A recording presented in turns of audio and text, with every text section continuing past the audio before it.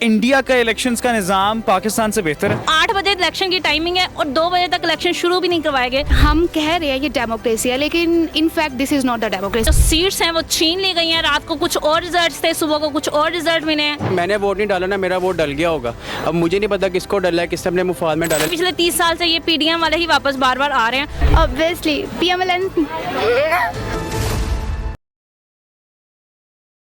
लाइका क्या करते हो? Software engineering.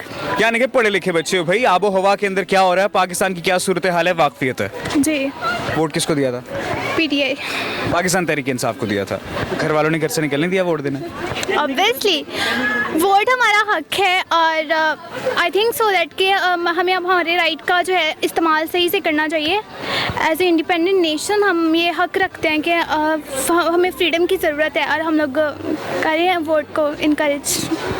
कितनी क्यूट बच्ची है, कितने क्यूट अंदाज में इससे क्या है, वोट देना हमारा हक है। अच्छा मुझे एक बात बताओ, अगर हम कंपेयर करते हैं पाकिस्तान के इलेक्शन सिस्टम को, तो देखा है तुमने, क्या लगता है पाकिस्तान के इलेक्शन सिस्टम के अंदर लखुनाज हैं? आई थिंक सो दैट कि ऑलमोस्ट 5 डेज़ और मोस्टली 1 वीक हो गया शायद, अभी तक इलेक्शंस के रिजल्ट्स तो सामने नहीं आए। तो क्या किया जा सकता है? आप खुद अच्छे से वाकिफ़ हैं पाकिस्तान के सिस्टम से। अगर मैं पाकिस्तान के इलेक्शन सिस्टम को भारत इंडिया के इलेक्शन सिस्टम से कंपेयर करता हूं, क्योंकि वहां पे स्टेट सिस्टम है सारा का सारा, क्या लगता है इंडिया का इलेक्शंस का निज़ाम पाकिस्तान से बेहतर है? Quite better. How you can say that? I think so that कि उनकी पार्टीज़ जो है ना, उनके अंदर इतना क्रिटिसिज्म नहीं है जितना हमारे जो है पॉलिटिकल पार्टीज़ हैं उनके अंदर है। So that's why. मतलब कि तुम्हें लगता है कि पाकिस्तान के इलेक्शंस के निज़ाम को ख़राब करने के अंदर सियासी पार्टियों का हाथ है?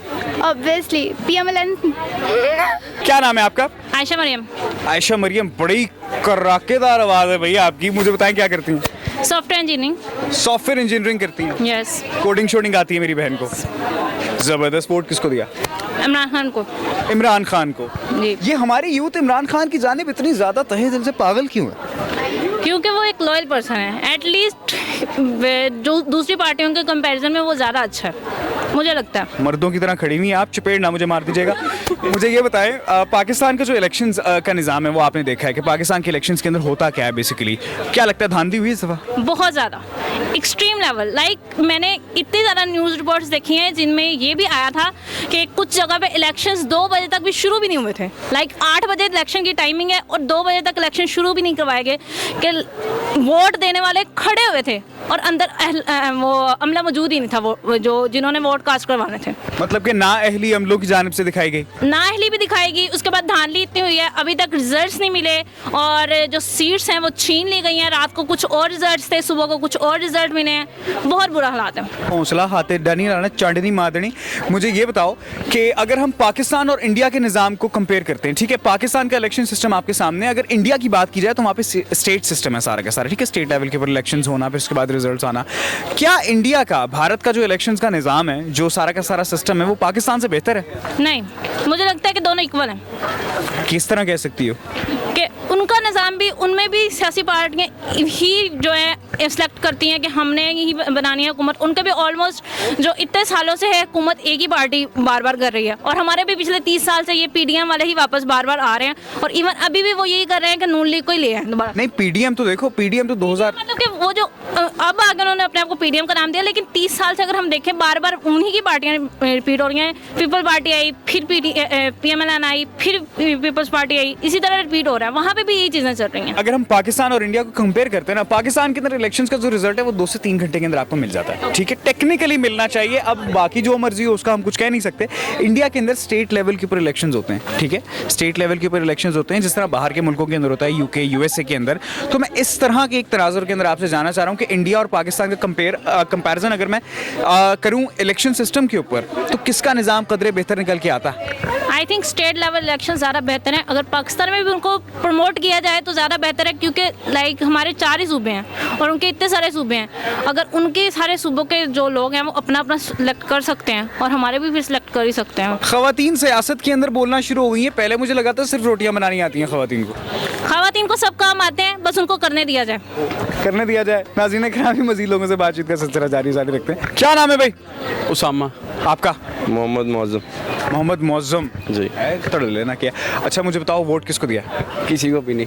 निश्ता निश्ता माड़ा आए, वैसे किस पार्टी को सपोर्ट करते हो? PTI पाकिस्तान तहरीक इंसाफ। और आप? मैं किसी को सपोर्ट नहीं करता, सीधी जो बात है भाई। किसी को सपोर्ट नहीं करते। अच्छा यार, अगर हम रिजल्ट्स की बात करते हैं तो पाकिस्तान के अंदर अभी तक इलेक्शंस के रिजल्ट्स प्रॉपर अनाउंस नहीं हुए। मतलब कि इतना ज़्यादा टाइम हो गया है, रिजल्ट्स आ जाने चाहिए थे। सर वो बीच में तब्दीलियाँ वगैरह बड़े मामलात होते हैं ना, आपको पता है यहाँ मेरिट पे तो कुछ होता ही नहीं है, हर चीज़ आपको पता है घुमाई जाती है। Sorry, Can I answer that question? जी बताएं। पाकिस्तान में रिज़ल्ट आई थिंक सो इसलिए नहीं अनाउंस हुए क्योंकि पाकिस्तान का जो सिस्टम है ना उसमें बहुत सारी फ्लॉज है जो कि कोई भी ठीक नहीं करना चाहता। किस तरह के फ्लॉज? आप देख सकते हैं कि हम कह रहे हैं ये डेमोक्रेसी है, लेकिन in fact this is not the democracy. वो अपनी मर्जी से एक लेके आते हैं लीडर, उसको हम पे इम्पोज कर देते हैं and then we have to bear that leader up to 3 to 4 years and that is. मतलब कि आप कहना ये चाह रही हैं कि हुकूमत आने से पहले सिलेक्टेड होती है? Yes I think so Pakistan में होती है क्योंकि पाकिस्तान कुछ यस स्क्रिप्टेड कंफर्म है, स्क्रिप्टेड होता है। ऑलरेडी कंफर्म क्या होता है, लेकिन वो हमारे साथ लाइक एज ऐसे जैसे हम आवाम है वो हमारे साथ जस्ट एक गेम प्ले कर रहे हैं ना। ये मतलब लाइक रिजल्ट नहीं आएगा, ये डिसीजन आएगा इनका कि ये डिसाइड क्या करते हैं। मतलब कि आप लोग ये कहना चाह रहे हो कि अवाम का वोट देना, अवाम का पोलिंग स्टेशंस के ऊपर जाना, घंटों ख्वार होना, सब बेवकूफ़ी है? No it's not a foolish thing. I will say that कि देखिए अवाम का वोट देना उनका हक है। देखिए अब एक मुल्क है, इट्स नॉट अबाउट कि एक लीडर के ऊपर चलेगा। अवाम होगी तो एक मुल्क चलेगा ना, अगर अवाम ही नहीं है तो क्या है कि अकेला लीडर बैठ के क्या मुल्क का करेगा। लेकिन मैं समझता हूँ कि हमारा जो वोट है वो सही यूटिलाइज नहीं किया जाता ना, वो अपने मुफाद के लिए इस्तेमाल करते हैं। इवन कि मैंने वोट नहीं डाला ना, मेरा वोट डल गया होगा।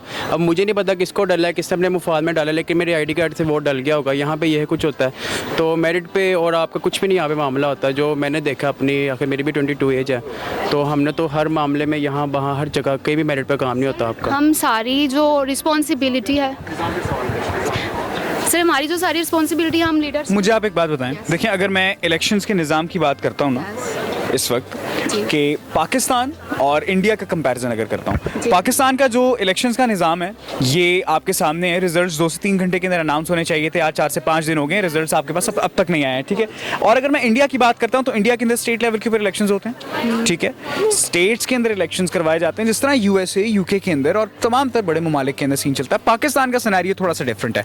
क्या लगता है इंडिया का जो इलेक्शंस का निज़ाम है वो पाकिस्तान से बेहतर है?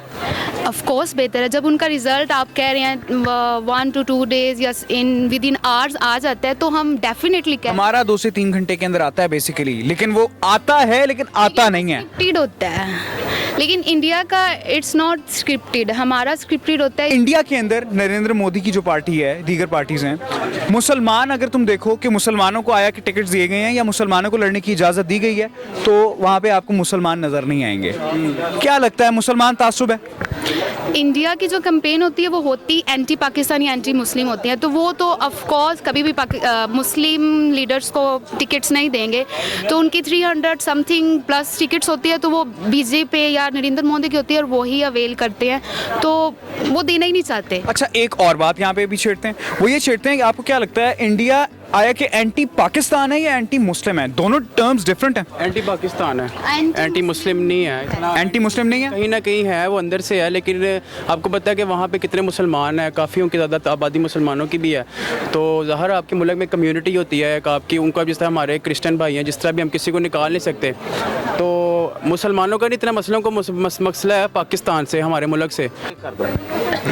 नाज़रीन करामी, पाकिस्तान और चाइना के ताल्लुकात, पाकिस्तान और चाइना का रिलेशन, जो कि मेरा ख्याल है कि हम आए दिन खबरों के अंदर पढ़ते हैं, अखबारों के अंदर बड़ी बड़ी तस्वीर हमारे सामने आती है। पाकिस्तान और चाइना का जो ताल्लुक है वो हमें बताया जाता है बहुत बेहतरीन है और बेहतरीन ट्रेड चल रही है, हम बेस्ट फ्रेंड्स हैं बिल्कुल।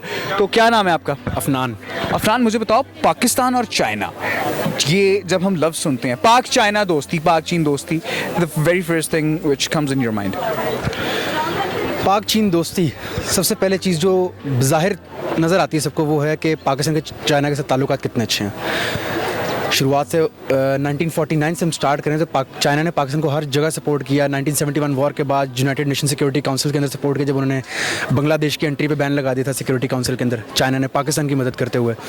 फिर पाकिस्तान और चाइना का जो ट्रेड रूट बनाया गया कराकोरम हाईवे का 1962 में अयूब खान के दौर में, उसी को आज हमारी हुकूमत नवाज शरीफ साहब ने 2013 में उसका CPEC का नाम दे दिया। बेल्ट रोड इनिशिएटिव था, सेंट्रल एशिया से गवादर तक ले आए। पाकिस्तान चाइना के ताल्लुकात बज़ाहिर बहुत अच्छे हैं। पाकिस्तान उसकी बड़ी तारीफ़ करता है, चाइना पाकिस्तान की बड़ी तारीफ़ करता है, लेकिन अगर हम इसको लॉन्गर रन में देखें तो ये ताल्लुकात पाकिस्तान के लिए ज़्यादा ख़राब है। ये दोस्ती पाकिस्तान के लिए नुकसानदेह हो सकती है। किस तरह से? चाइना को जो सबसे बड़ा फ़ायदा पाकिस्तान से मिल रहा है वो उनको एक्सेस मिल रही है इंडियन ओशन की बड़ी इजीली।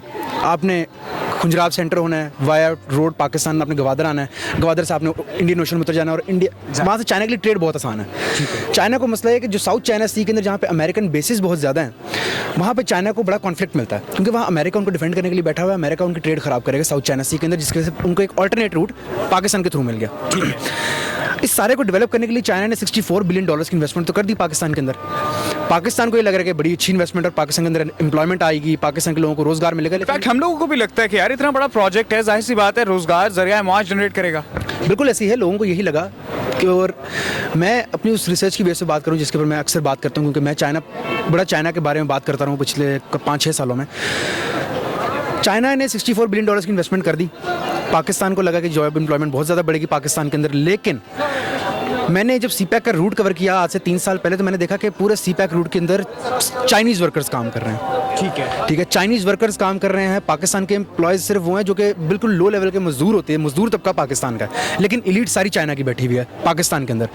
वही चाइनीज़ जो वहाँ यहाँ आके उर्दू सीखते हैं और हमारे लोगों के साथ कॉन्टैक्ट करना सीख जाते हैं, ठेके लेना सीख गए हैं, यहाँ पर रेंट निकालना सीख गए हैं, और जो मतलब कि ऊपर की कमाई भी साथ साथ लग रही हैं। ऊपर की कमाई बिल्कुल साथ साथ लग रही है, और ये ख़तरनाक है पाकिस्तान के लिए, क्योंकि ये इन दी एंड ये पाकिस्तान को नुकसान देने वाला है। आपने देखा श्रीलंका के अंदर जब डिफ़ॉल्ट क्राइसिस क्रिएट हुआ तो वहाँ पे उनकी जो मेन पोर्ट थी हेम्बन-टोटा की पोर्ट बहुत बड़ा चोक पॉइंट है पूरे इंडियन ओशन के अंदर। वहाँ से पूरी दुनिया की ट्रेड गुजरती है चाइना आने के लिए, लेकिन श्रीलंका के डिफ़ॉल्ट होने के बाद चाइना ने वो पोर्ट खरीदी श्रीलंका से। श्रीलंका को पैसों की ज़रूरत थी।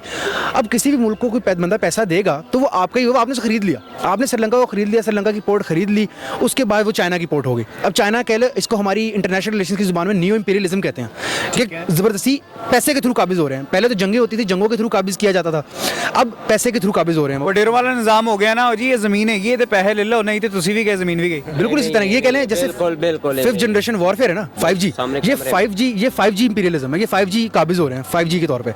तो यही हाल पाकिस्तान का हो सकता है आने वाले कुछ अरसे में। नाज़रीन किरामी, लोगों का तर्ज़ अमल आप जान रहे हैं। बात यहाँ पर भारत और पाकिस्तान पर शुरू हुई, इख्तिताम पज़ीर हुई जाकर पाकिस्तान और चाइना के ताल्लुकात के ऊपर। पाकिस्तान और चाइना वैसे तो बज़ाहिर अच्छे दोस्त मालूम होते हैं। लड़के का भी पॉइंट ठीक है कि 64 बिलियन रुपए एक प्रोजेक्ट के ऊपर खर्चे गए और इस प्रोजेक्ट को एस्टैब्लिश किया गया, लेकिन अब हर साल 7 से 8% सूद की शरह पाकिस्तान चाइना को देगा।